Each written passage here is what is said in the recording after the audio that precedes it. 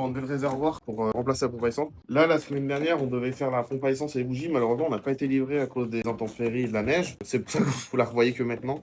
Donc là, on a vidé le réservoir au préalable pour pouvoir faire la pompe à essence sans mettre de l'essence partout. On va enlever tout ça, on va changer la pompe à essence, changer le tamis du coup de pompe à essence directement et on va les tout contrôler ça. Et après, on va remplacer les bougies aussi. On change la pompe à essence à la demande du client qui voulait tirer directement sur une pompe à essence neuve. Il voulait pas prendre de risque, donc il nous a demandé de remplacer la pompe à essence. Pour être sûr de régler le problème ou quoi. C'est pas ça, c'est qu'en gros, un kit réflexion de pompe à essence, ça coûte pas super cher. Et en fait, comme il dit, la moto, elle a plus de 20 ans. Par confiance, il dit, au moins, je repars sur du neuf, je suis tranquille. Il y a beaucoup de gens en commentaire qui parlaient de la pompe à essence, donc toi aussi tu penses que c'est la pompe à essence? Ça peut être plein de choses. On est obligé de procéder par élimination à un moment. Le plus probable c'est la pompe à essence en gros. Il y a plein de choses qui sont probables, honnêtement, c'est pas forcément le plus probable. Il y a des chances que ça soit ça, mais tu vois, je pense aussi qu'il y a de fortes chances que ce soit les bougies.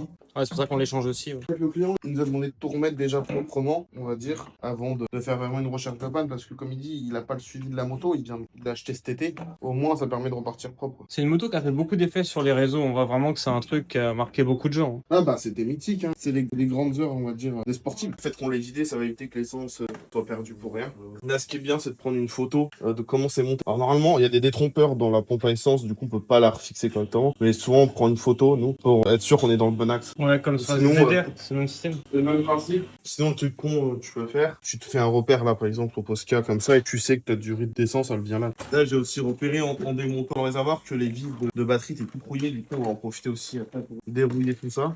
On va remettre un coup de propre pour mettre un petit peu de graisse. Ok. Donc du coup, c'est quoi que tu me disais sur le GSX-R? En fait, le GSX-R 750, quand il est sorti, c'était une révolution parce que c'était la première vraie sportive moderne. Donc avec des châssis alu, des choses comme ça, avec des vraies technologies dérivées de la compétition qui étaient vraiment impliquées. C'est le GSX-R 750 qui a été un grand mythe. Après ça, il y a eu le R1 en 98 qui était aussi une grande claque au niveau tenue de route, performance intrinsèque de la véhicule. Et après, dans les années 2010, on a eu la S1000RR où ça a été une révolution au niveau électronique. Il n'y avait jamais eu de moto avec autant d'électronique accessible au grand public, on va dire. Là, on va partir sur exactement la même étape que sur le jeu de GR. C'est vraiment la même chose. Sauf que cette fois-ci, on va changer tout le système et pas que le filtre. Là, ce qu'il faut, c'est surtout prendre des bons tournevis pour ne rien foirer, avec des belles empreintes qui sont pas abîmées. Dans ces cas-là, je prends toujours plusieurs photos de commencer avant de démonter. Normalement, c'est pas compliqué à remonter, il n'y a pas de problème. Mais tu sais, des fois, tu as un doute sur un passage de câble, autant l'éliminer direct. Donc, je prends plusieurs photos, un petit peu de partout, comme ça, au moins, je suis au courant de ce que je fais. Ouais, ça prend 3 secondes et ça évite des problèmes plus tard. Ouais. C'est ça. Et moi, j'utilise tout en plateau, tu vois, comme sur le ZZR. Bah, éviter de foutre de l'essence partout, quoi. C'est tout simplement, c'est pas compliqué. Tac. Toi, tu manipules, tu te rends pas compte, tu fais ton petite rondelle ou un truc comme ça. Au moins, elle reste sur le plateau. Ouais, même c'est plus simple pour les poser ensuite. Ouais.